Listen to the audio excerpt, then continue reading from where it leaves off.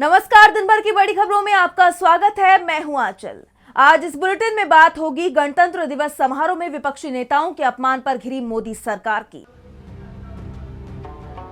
पद्म पुरस्कारों को लेकर छिड़ी बहस की, देखेंगे कैसे महाराष्ट्र में बीजेपी की बढ़ी मुश्किलें, बीजेपी आरएसएस पर शंकराचार्य ने किया क्या खुलासा, जानेंगे संविधान को लेकर अखिलेश ने भाजपाइयों को दी क्या सलाह, और बुलेटिन के आखिर में देखेंगे जाने माने कार्टूनिस्ट इरफान की किस खबर पर पड़ी तिरछी नजर। लेकिन दिन भर की तमाम बड़ी खबरों से पहले एक नजर आज की सुर्खियों पर। कुछ लोग नींद में उठते हैं, होश में नहीं आते हैं। सपा प्रमुख अखिलेश यादव का सीएम योगी पर पलटवार। योगी ने अखिलेश को 12 बजे सोकर उठने वाला बबुआ कहकर कसा था तंज।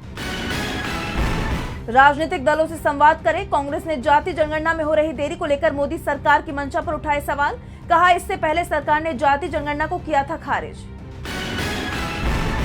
पटना में गणतंत्र दिवस कार्यक्रम में दिखा अजीबोगरीब नजारा। राज्यपाल की कुर्सी पर बैठे सीएम नीतीश, मुख्यमंत्री की चेयर पर संजय झा, वहीं गवर्नर की पत्नी की सीट पर दिखे सम्राट चौधरी।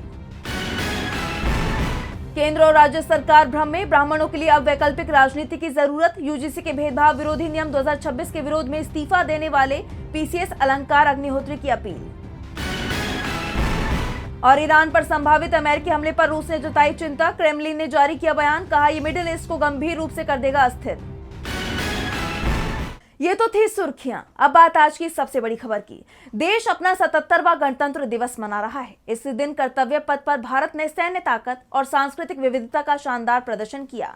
पूरे देश में कार्यक्रम आयोजित किए गए, लेकिन दिल्ली में हुआ मुख्य कार्यक्रम एक बार फिर से सियासी जंग में तब्दील होता दिखाई दिया।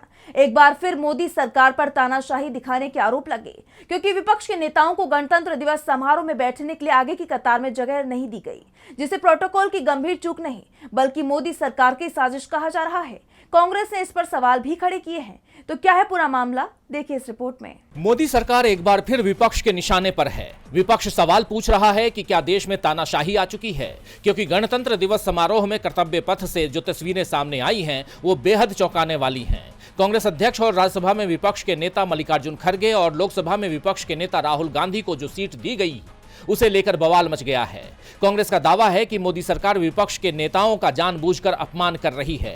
दरअसल गणतंत्र दिवस के मुख्य समारोह में राहुल गांधी और मल्लिकार्जुन खड़गे को केंद्रीय मंत्रियों के पीछे वाली तीसरी लाइन में जगह दी गई है। कांग्रेस का कहना है कि मोदी सरकार संसदीय परंपरा और प्रोटोकॉल को तोड़ रही है और वो ये लगातार कर रही है, जिस पर कांग्रेस सांसद मणिकम टैगोर ने एक्स पर 2024 के गणतंत्र दिवस की एक तस्वीर साझा करते हुए पोस्ट किया। ये 2014 की तस्वीर है। देखिए तब लाल कृष्ण आडवाणी कहां बैठे थे। अब ये प्रोटोकॉल में गड़बड़ी क्यों? क्या इसीलिए कि मोदी और शाह विपक्ष के नेता खड़गे और राहुल गांधी का अपमान करना चाहते हैं?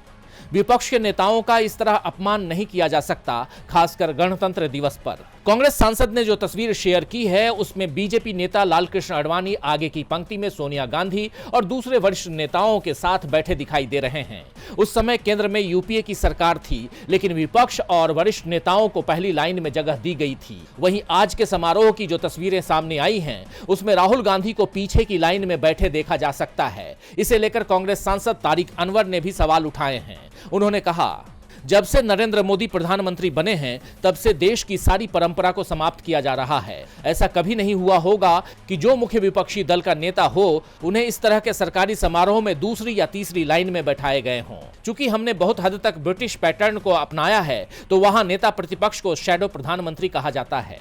हमारे यहाँ उल्टा है। हमारे यहाँ विपक्ष के नेता को संसद में नहीं बोलने दिया जाता है। सरकारी कार्यक्रम में उन्हें जो उचित स्थान देना चाहिए वो नहीं दिया जाता। ये हमारे लोकतंत्र के लिए अच्छी परंपरा नहीं है। तो कांग्रेस ने सरकार को प्रोटोकॉल की याद दिलाते हुए कहा कि लोकसभा में विपक्ष के नेता को केंद्रीय कैबिनेट मंत्री का दर्जा प्राप्त होता है। वरीयता क्रम में उन्हें 7वें स्थान पर रखा जाता है, जो कैबिनेट मंत्रियों के बराबर है। ऐसे में जब राहुल गांधी के पास कैबिनेट रैंक है तो उन्हें मंत्रियों के पीछे क्यों बैठाया गया? वैसे मोदी सरकार में राहुल गांधी या मल्लिकार्जुन खड़गे के साथ इस तरह का व्यवहार पहली बार नहीं हो रहा है। याद करें 2024 के स्वतंत्रता दिवस समारोह में राहुल गांधी विपक्ष के नेता की हैसियत से पहुंचे थे, लेकिन सरकार ने उन्हें सबसे आखिरी लाइन में जगह दी थी। उस वक्त भी सवाल उठे थे और इस बार भी सरकार सवालों के घेरे में है। कांग्रेस सांसद विवेक तनखा ने कहा है कि विपक्ष के खिलाफ इस तरह का बर्ताव अच्छी परंपरा नहीं है। कांग्रेस ने कहा है कि यह कोई चूक का मामला नहीं है, बल्कि विपक्ष के नेताओं को सोची समझी साजिश के तहत अपमानित करने का मामला है। ऐसा हर बार हो रहा है। देश में विपक्ष के नेताओं को सम्मान देने की परंपरा रही है, लेकिन मोदी सरकार इसे हर बार तोड़ रही है।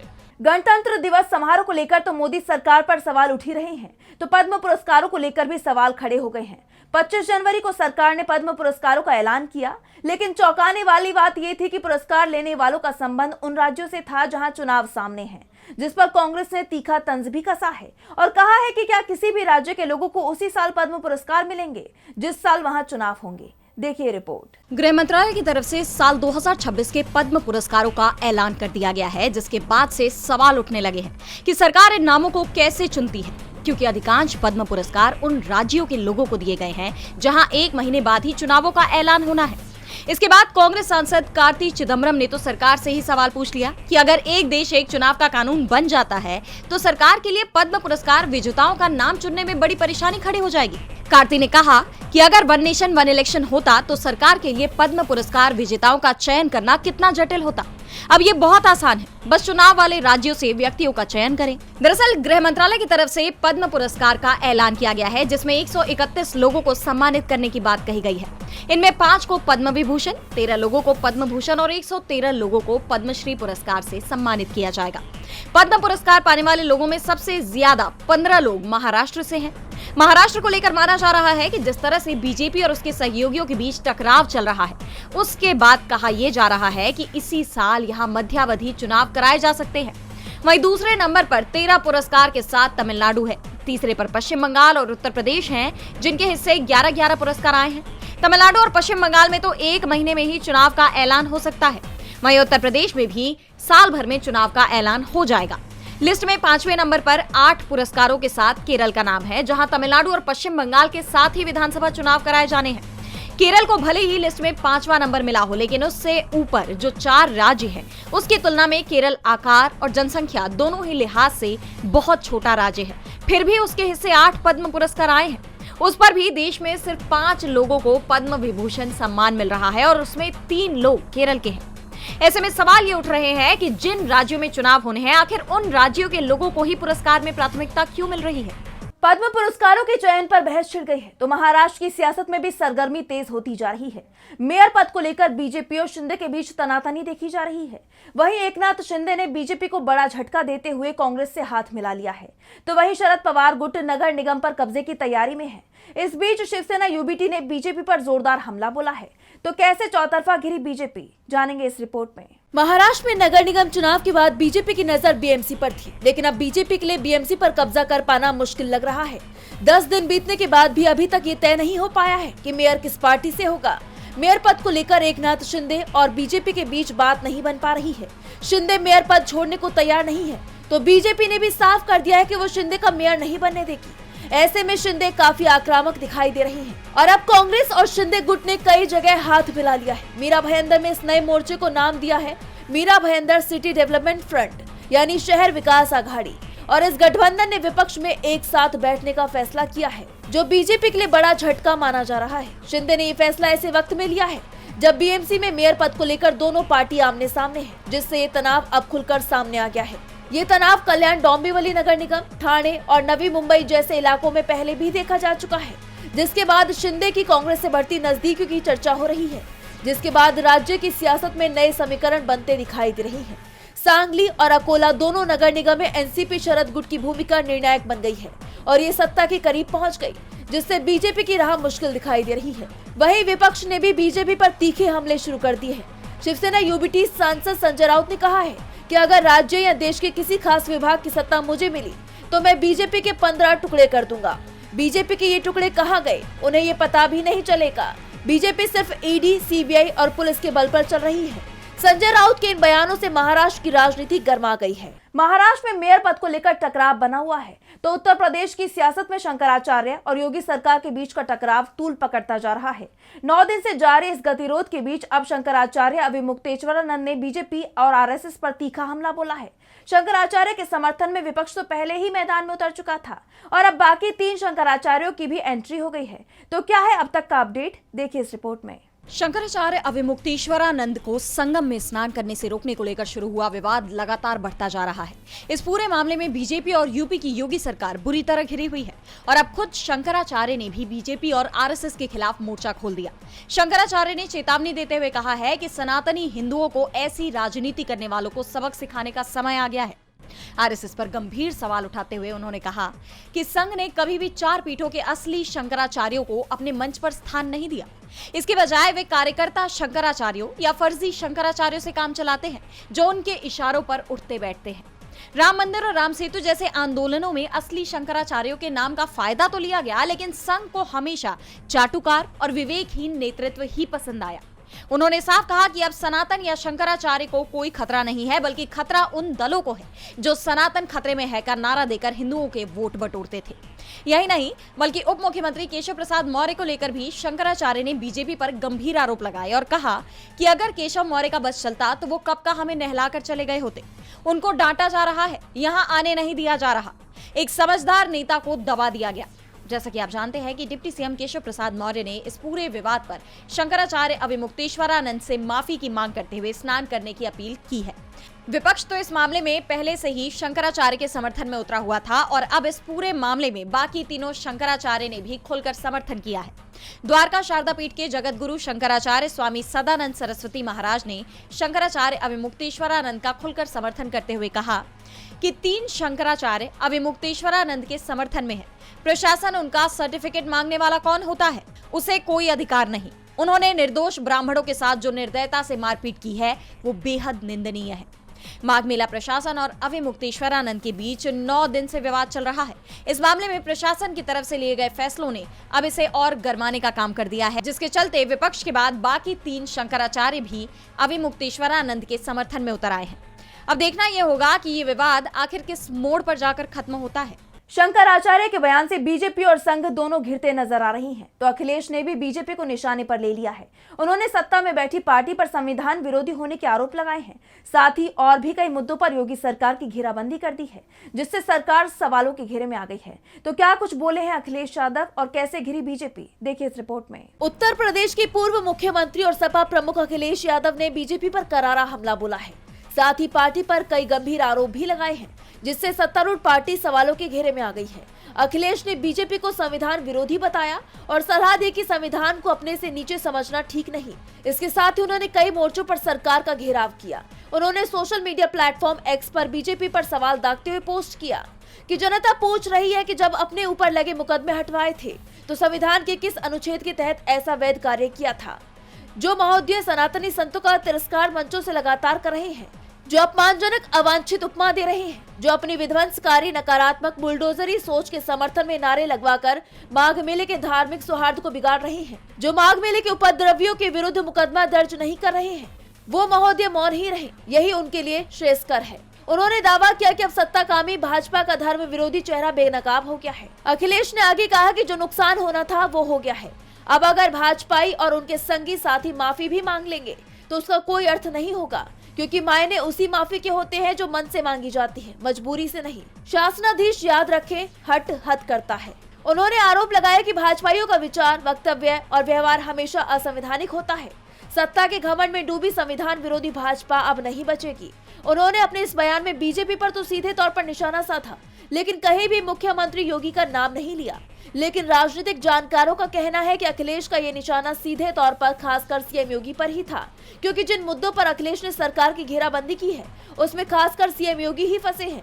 अब देखना होगा कि इस पर सरकार की तरफ से क्या प्रतिक्रिया आती है। अखिलेश यादव ने संविधान के मुद्दे पर बीजेपी को आईना दिखा दिया है। उनके बयान बीजेपी की मुश्किलें बढ़ा रही हैं। तो पश्चिम बंगाल में पार्टी के अपने ही नेताओं के बयान उस पर भारी पड़ते नजर आ रही हैं। बीजेपी के एक नेता ने सीएम ममता को लेकर एक ऐसा बयान दिया है जिस पर टीएमसी आग बबूला हो गई है। तो कैसे बीजेपी नेता के बयान ने बढ़ाई पार्टी की मुश्किलें, जानने के लिए देखिए ये रिपोर्ट। पश्चिम बंगाल में विधानसभा चुनाव से पहले सियासी पारा हाई हो गया है। एक तरफ बीजेपी और टीएमसी के बीच तकरार बढ़ती ही जा रही है, तो दूसरी तरफ सोशल मीडिया पर वायरल हो रहे एक वीडियो ने राज्य की सियासत को और गर्मा दिया है। दरअसल इस वीडियो में दक्षिण 24 परगना जिले के बीजेपी उपाध्यक्ष संजय दास ने सीएम ममता बनर्जी के खिलाफ बेहद आपत्तिजनक भाषा का इस्तेमाल किया है।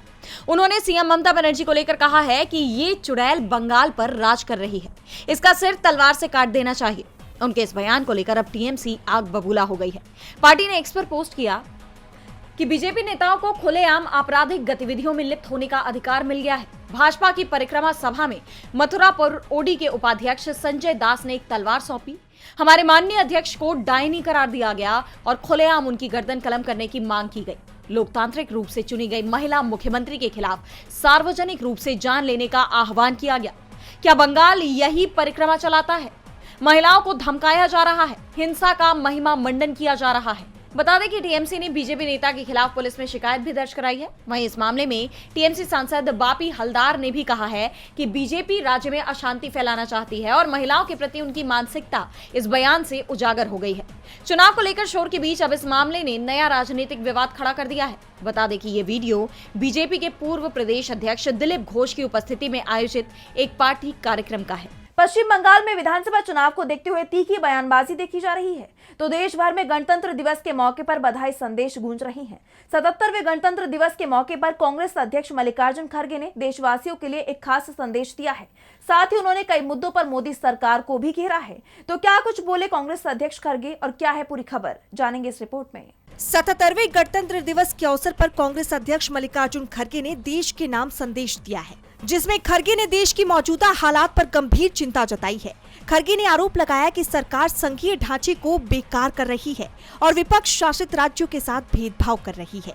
अपने संदेश में उन्होंने देशवासियों को शुभकामनाएं देते हुए भारतीय संविधान की रक्षा और लोकतांत्रिक मूल्यों को बचाए रखने का आह्वान किया और कहा कि भारतीय संविधान गणतंत्र की आत्मा है और इसकी भावना की रक्षा करना हर नागरिक का पवित्र कर्तव्य है।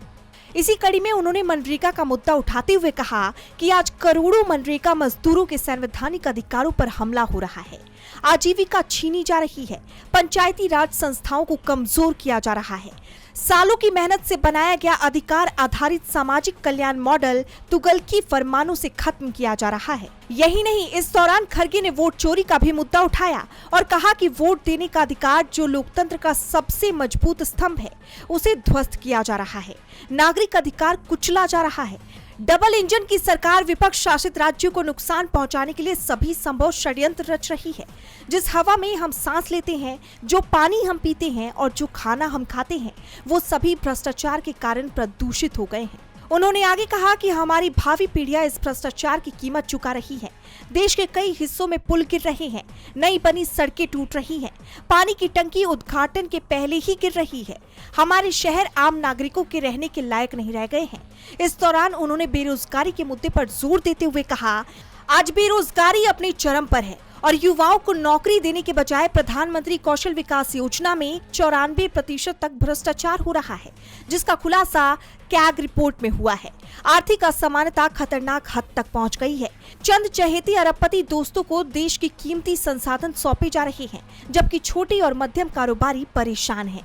यानी खड़गे ने अपने संदेश में जनता का ध्यान तो देश के तमाम मुद्दों पर खींचा ही, साथ ही कई मोर्चों पर सरकार की घेराबंदी भी की है। और बुलेटिन के आखिर में देखेंगे जाने माने कार्टूनिस्ट इरफान की किस खबर पर पड़ी तिरछी नजर।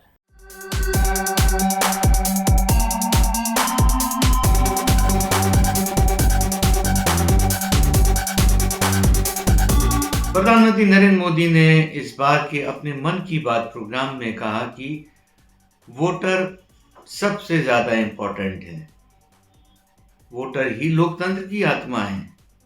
अरे भाई, एक तरफ आपके सामने ही वोटर का क्या हाल हो रहा है कि वोटर लिस्ट के अंदर या तो मरा हुआ बता दिया जा रहा है, वही वोटर जिंदा अगर होता है तो उसको, कई लोगों को तो वोटर लिस्ट में जगह ही नहीं दी जा रही है। वोटर वोट डाले या ना डाले उससे किसी को कोई फर्क ही नहीं पड़ता है। तो इसलिए हम तो यही कहेंगे कि चाहे कोई कुछ भी करे, लेकिन होगा तो वही जो मंजूर है, ज्ञानेश कुमार होगा, है ना सर जी?